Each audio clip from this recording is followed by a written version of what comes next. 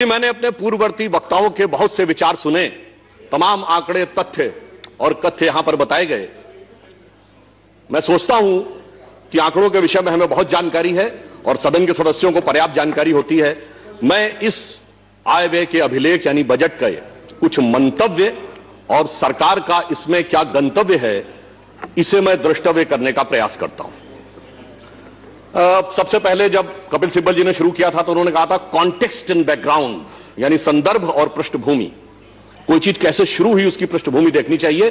तो इस संदर्भ में मैं सबसे पहले कोट करना चाहूंगा कि 2004 में जब चिदंबरम जी ने यूपीए सरकार का पहला बजट दिया था तो उन्होंने एक शब्द बोला था जो उनके बजट भाषण में है, quote, the economic fundamentals are strong and the balance of payment is robust.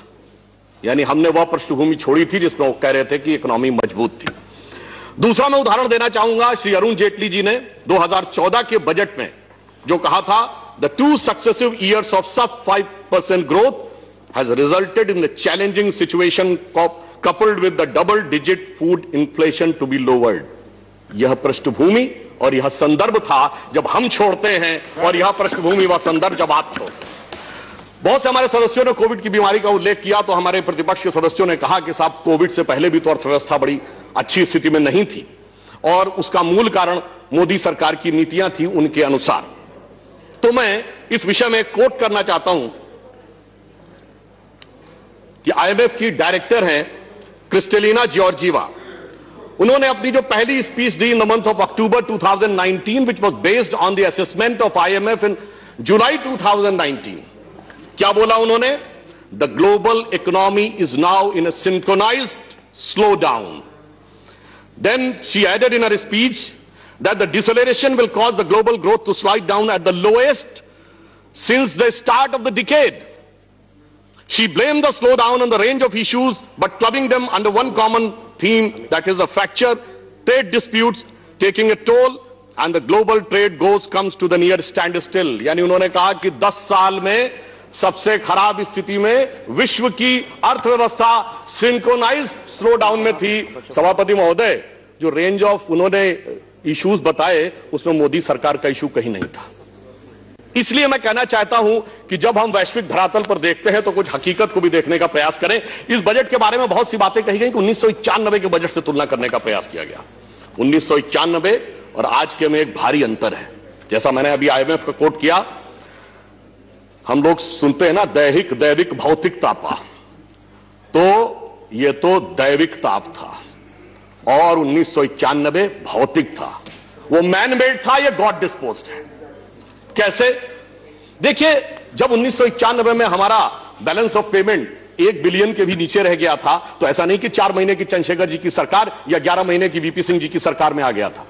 1 दशक तक स्वर्गीय इंदिरा जी की 2/3 बहुमत की सरकार 80 से 85, फिर स्वर्गीय राजीव गांधी जी की 80 से 89 की सरकार रही थी। और 1980 में स्थिति क्या थी मैं बताना चाहता हूं। भारत का जो फॉरेन एक्सचेंज रिजर्व था वो $7 बिलियन था और चाइना का 2.55। कहां खड़ा था चाइना 80 में और कहां खड़े थे हम, और फिर कहां खड़ा हो गया वो और कहां खड़े हो गए हम। आप ये समझिए कि जब फॉरेन एक्सचेंज रिजर्व $1 बिलियन रह गया था, उससे कम, वो 100 कब हुआ था? 2004 में अटल जी की सरकार में, और 500 कब हुआ? मोदी जी की सरकार में।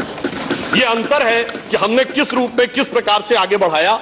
और मैं यह भी कहना चाहूंगा कि कोविड काल में जो कुछ हुआ ये तो अपने आप में अभूतपूर्व था, क्योंकि यह मनुष्य जाति के ज्ञात इतिहास की सबसे बड़ी त्रासदी थी। ये हम सब इस बात से वाकिफ है, हम इसमें डिटेल में नहीं जाना चाहते। हम इस बजट में सिर्फ एक बात कहना चाहते हैं कि सबसे बड़ी बात जो वित्त मंत्री महोदया ने की, पूरी ट्रांसपेरेंसी की है। इसीलिए 9.5% का फिस्कल डेफिसिट दिखाई पड़ रहा है। हमने वो कार्य नहीं करने का प्रयास किया कि पूर्ववर्ती समय में 1,40,000 करोड़ के ऑयल बॉन्ड से जो भारत सरकार को पे करने थे, परंतु वह ऑयल कंपनीज के खाते में दिखाए गए और उस कारण से फिस्कल डेफिसिट कम रहा। मगर एक हिम्मत दिखाई है, मैं कहना चाहूंगा, निर्मला जी ने यथा नाम तथा गुणा के अनुसार निर्मलता के साथ पारदर्शी बजट दिया। दूसरी बात, अब आप समझिए, जब कोविड आया तो सबसे बड़ी प्रॉब्लम क्या थी? स्वास्थ्य। और जैसा कि हमारे साथ के वक्ताओं ने बताया, प्रिवेंटिव, क्यूरेटिव और वेलनेस सबका, तो स्वास्थ्य पर सर्वाधिक ध्यान दिया जाना था। स्वाभाविक रूप से यहां पर जो स्वास्थ्य में बढ़ोतरी हुई, तमाम वक्ता बता चुके हैं, 137% की हुई। परंतु मैं यह कहना चाहूंगा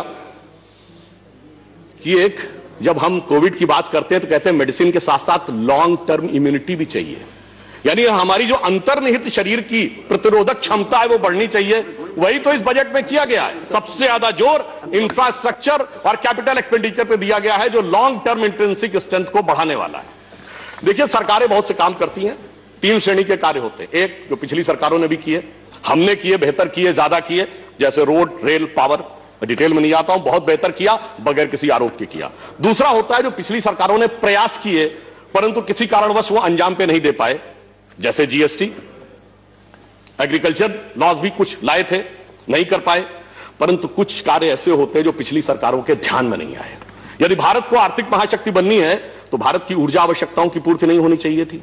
यदि ऊर्जा आवश्यकताओं की पूर्ति होनी थी तो शायद यह नहीं सोचा होगा किसी ने कि सोलर एनर्जी तो सोची होगी, परंतु सोलर अलायंस बनेगा और उसका नेता भारत बनेगा, यह किसी ने नहीं सोचा था। यह हमारी सरकार ने करके दिखाया और इस बजट में 1000 करोड़ रुपए का प्रावधान दिया है। और इस बजट में एक और चीज की है, हाइड्रोजन एनर्जी का एक कमीशन बनाने की शुरुआत की है। यानी क्लीन एनर्जी की दृष्टि से भारत नए सिरे से कैसे आगे बढ़ेगा, वो एक ऐसी चीज है जो कि उन्होंने इसमें करके दिखाया है।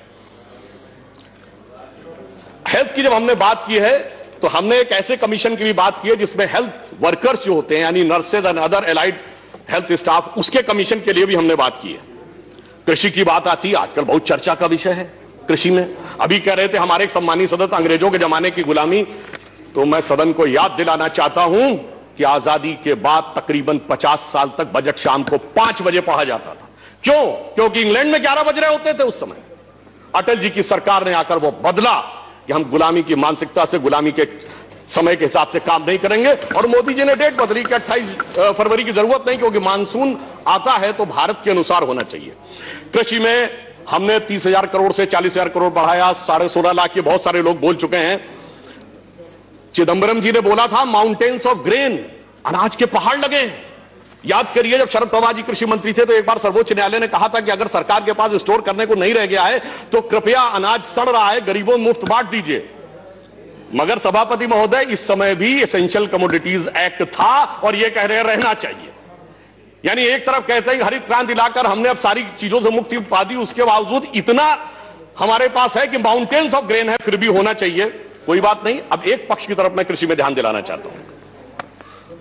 WTO 2013 तक WTO ने जिस प्रकार का शिकंजा हमारे ऊपर कसना शुरू किया था और उसका यह दबाव था कि 2017 तक बहुत सी चीजें मान लें तो शायद हम कृषि में वो आज सब्सिडी देने की स्थिति में नहीं होते। इस संदर्भ में मैं वर्तमान वित्त मंत्री और तत्कालीन trade and commerce minister Nirmala ji का एक बयान जो इसी सदन में दिया गया उसको कोट करना चाहूंगा। जब विपक्ष केसी त्यागी जी ने पूछा था तो कोट कर रहा हूं, passionately answer Shri KC Tyagi that we don't allow our farmer prices और agriculture production to determine by somebody else outside.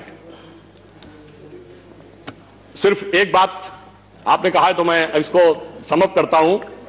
अरे भाई, हम तो WTO में जाकर वहां तक लड़े, आप तो रास्ते में जो दिल्ली की सीमा पर बैरियर खड़े थे उसको तोड़ने वालों के साथ खड़े थे। हम तो WTO का बैरियर तोड़कर किसान के साथ, सारे जहान के साथ लड़ने के लिए खड़े।